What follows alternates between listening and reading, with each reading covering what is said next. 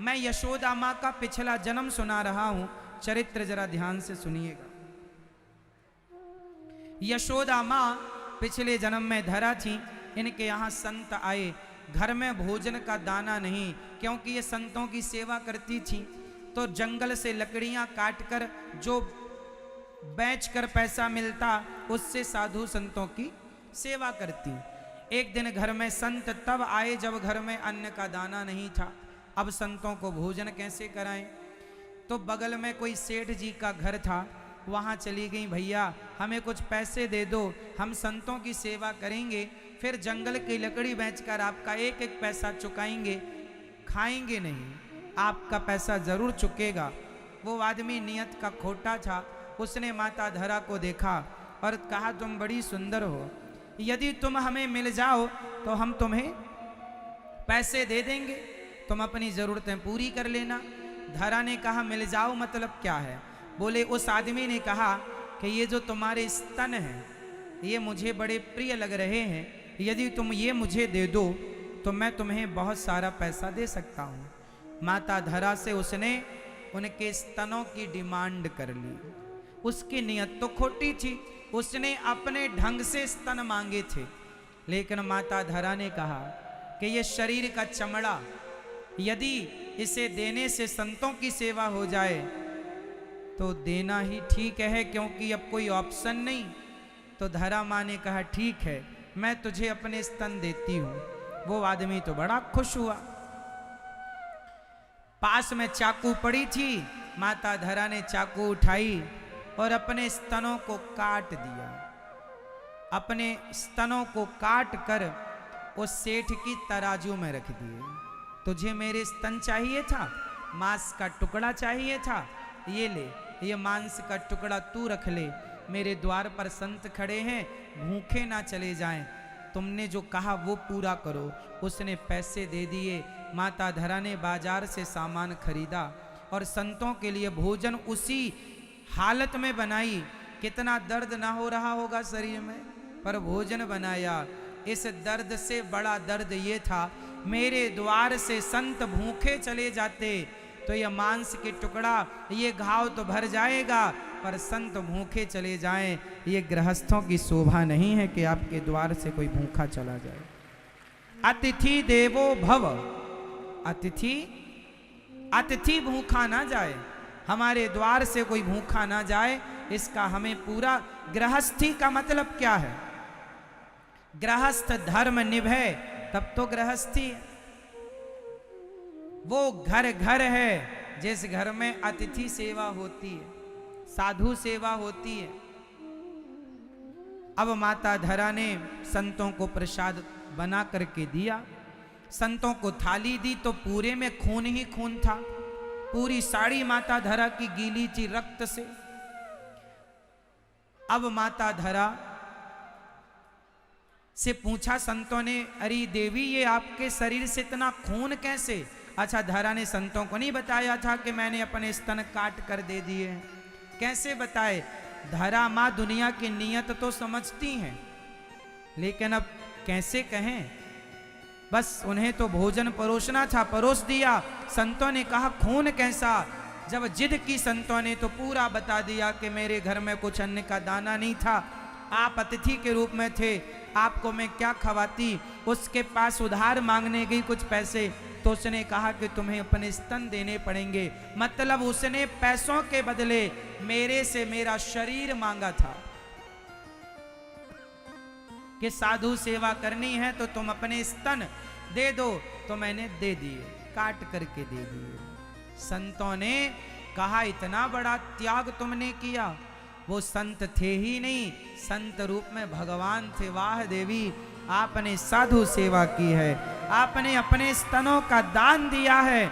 अगले जन्म में हम आपका बेटा बनकर आपके नहीं स्तनों का दूध पिएंगे, आपका पुत्र बनकर। वही धरा यशोदा बनी और वही भगवान आज माँ यशोदा के आंचल में गोद में लेटकर माँ का मीठा मीठा दूध पी रहे हैं। जगत को नचाने वाले परमात्मा, जगत का पेट भरने वाले परमात्मा का पेट आज माँ यशोदा भर रही हैं। देखिए ना, सौभाग्य। ऐसे ही थोड़ी भगवान मिलते हैं, थोड़ा त्याग, थोड़ी तपस्या तो चाहिए, ज्यादा नहीं, थोड़ी चाहिए। माता धरा ने, इसलिए गृहस्थों का धर्म है कि द्वार पर आया अतिथि भूखा ना जाए, कोई आवे प्रसन्न होकर जाए अपनी योग्यता के अनुसार। हम नहीं कहते कि तुम 56 भोग खवाओ, अरे तुम नमक रोटी के लायक हो तो नमक रोटी खवाना, परंतु द्वार पे आया अतिथि ब्राह्मण भूखा जरूरतमंद, हमारे द्वार कब कौन आ जाए बता के नहीं आएगा। हमारे द्वार कुत्ता भी आ जाए तो हम गृहस्थों के यहाँ से कुत्ते के लिए भी रोटियां निकालने का विधान है। गाय आ जाए तो गाय की रोटी निकालने का विधान है। अतिथि आ जाए, भूखा संत आ जाए, कन्या आ जाए, जरूरतमंद आ जाए तो हम गृहस्थी हैं, हम देते हैं, और यही हमारा धर्म है। रावण क्या बनकर आया था? साधु। माता सीता से कहा भिक्षाम देही। माता सीता को पता था कि ये रावण था, क्या करें, पता तो था, पर बनकर आया साधु। और मांग क्या रहा था? भोजन। द्वार पे आया अतिथि भोजन मांग रहा हो, भले वो रावण हो। माता सीता को पता था लक्ष्मण रेखा पार करूंगी, उठा कर ले जाएगा। माँ ने कहा अंदर आकर ले लो, बोला नहीं बाहर आओगी तो लूंगा। यदि माता सीता उसे भोजन ना देती तो माता सीता की गृहस्थी कलंकित हो जाती कि आपके द्वार पे कोई भूखा आया और आपने भोजन नहीं दिया। भले रावण था, भले चुरा के ले जाता, लेकिन माता सीता ने कहा कि मैं अपना धर्म का पालन करूंगी। धर्मो रक्षति रक्षिता।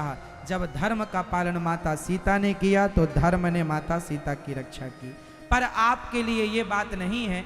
आप तो पहले देख लो, आज के युग में चोर उचक्के भी आज साधु के रूप में आ जाते हैं, ठगने वाले, लूटने वाले, गुंडा, डकैत, डाकू भी आ जाते हैं।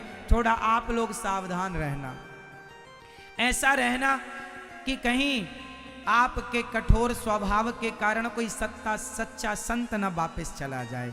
थोड़ा ये आपको ध्यान रखना चाहिए, है ना। आपको ये भी ध्यान रखना है कि कोई चोर उचक्का आपके घर में ना घुस जाए साधु के रूप में, और ये भी ध्यान रखना है कि कहीं सच्चा संत आपके घर से खाली ना चला जाए। ये आपको दोनों का ध्यान रखना है, ये आपकी जिम्मेदारी है। अब पहचानना आपका धर्म है कि आप पहचान लो कौन सही है कौन गलत है। अब मैं असली और नकली की पहचान बता देता हूं, जरा सुन लो। असली और नकली को कैसे पहचाने? भिखारी जो जरूरतमंद होगा, जो यथार्थ में भिक्षुक होगा, वो आप जितना देंगे उतने में खुश हो जाएगा। और जो आपसे मांगे, पैसे भी दो, आटा भी दो, दाल भी दो, चावल भी दो, कपड़े भी दो, समझ लेना ये फ्रॉड है, ये बिजनेस बना रखा है। क्योंकि मुझे पूरा एक्सपीरियंस इस चीज का, आपको पता हो ना हो, मैं बचपन में भीख मांगा करता था। मैं जब छोटा था, हमारे यहाँ गरीबी इतनी थी कि घर में खाने को रोटी नहीं थी। सिंपल भाषा कहें, हमारे घर में रोटी, भरपेट रोटी की व्यवस्था नहीं थी, इसलिए भिक्षा मांगना पड़ता था। मैं छोटा सा था, गांव में भीख मांगने जाया करता था। तो मैं ऐसा भिखारी था कि जिसके घर से जितना मिल जाता था उतना खुश होकर रखता था, कभी नहीं मांगता था और दो ना। क्यों मांगे? आपने तो जितना दिया हमारी औकात से ज्यादा है। कोई सीधा सूपे में, सुपड़े में लगाकर थोड़ा सा नमक, थोड़ा आटा, थोड़ा दाल चावल देते, हम उसे ले लिया करते थे। तो भीख मांगने का हमें पता है कि असली भिखारी कौन होता है। मैं जब भीख मांगता था ना गांव में, तब मेरे मन में एक भाव जागा था तब कि हे प्रभु, कभी आप यदि कृपा करेंगे तो मेरे मन में संकल्प था कि मैं बड़ा होकर ऐसा अन्न क्षेत्र चलाना चाहता हूँ कि भले भीख मांगना पड़े पर द्वार पर कोई भी आए सबको भरपेट भोजन मिलना चाहिए। आज ठाकुर जी ने उस भिखारी की बात सुन ली। आप कहते हैं सुनते नहीं, मुझ जैसे भिखारी की मेरे कन्हैया ने बात सुन ली। आज वृंदावन में एक ऐसी रसोई है जहाँ कोई भी आ जाए सब, मैं तो अपने गृहस्थ धर्म का पालन करता हूँ, मैं भी गृहस्थी हूँ और गृहस्थ का धर्म है कि द्वार पर कोई आ जाए तो भूखा ना जाए। वृंदावन में कोई गौरी गोपाल आश्रम आता है भूखा नहीं जाता साहब। सवेरे 8 बजे से रात्रि के 10 बजे तक लगभग 30,000 लोगों का प्रसाद नित्य बंटता है, फ्री निःशुल्क, कोई आवे सबको मिलता है। और ये आपके सहयोग से ही सब हो रहा है। करने वाले तो देखो भगवान है, वो हमें आपको निमित्त बनाते हैं। वो जिनके सेवा लेना चाहते हैं उनकी सेवा ले लेते हैं, जिनकी सेवा नहीं लेना चाहते उनकी सेवा। आप लोग यदि कुछ दे पाए तो ये सोचिएगा कि ईश्वर ने आपकी सेवा स्वीकार कर ली है, और यदि आप नहीं दे पाए तो समझ लीजिएगा कि भगवान ने आपकी सेवा लेनी ही नहीं चाहिए। इसलिए वृंदावन में अन्य क्षेत्र में आप भी सहयोग की आहुति जरूर डालिएगा, क्योंकि आपके सहयोग से हजारों साधु संत जरूरतमंदों को पेट भर भोजन वृंदावन जैसे धाम में मिल रहा है, और ये सबसे बड़ा दान है। बताओ अन्य दान से बड़ा कोई दान है कोई दान? इसलिए आप भी एक दिन का अन्य क्षेत्र अपनी तरफ से जरूर बंटवाइए। अपने बच्चों के जन्मदिन पर बंटवाइए, बच्चों के नाम से बंटवाइए, शादी की सालगिरह पर बंटवाइए, अपने नाम से, अपने पति पिता पुत्र किसी के नाम का अन्नदान जरूर कीजिए। अन्नदान जरूर। दानवीर कर्ण का नाम सुना होगा।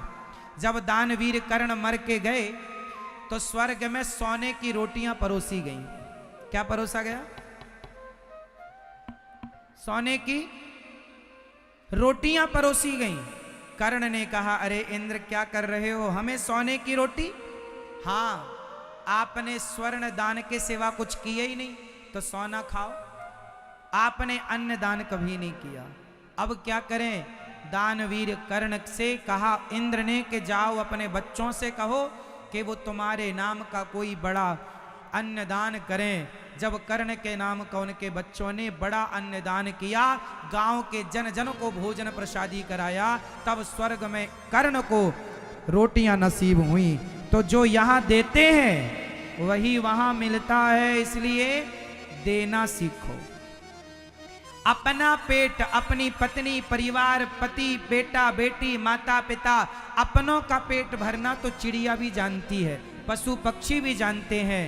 अरे पेट उनका भरो, अपना पेट तो सब भरते हैं, सभी में बांट कर खाए उसे इंसान कहते हैं। पराया दर्द अपनाए उसे इंसान कहते हैं। यूं भरने को। एक बार क्या हुआ,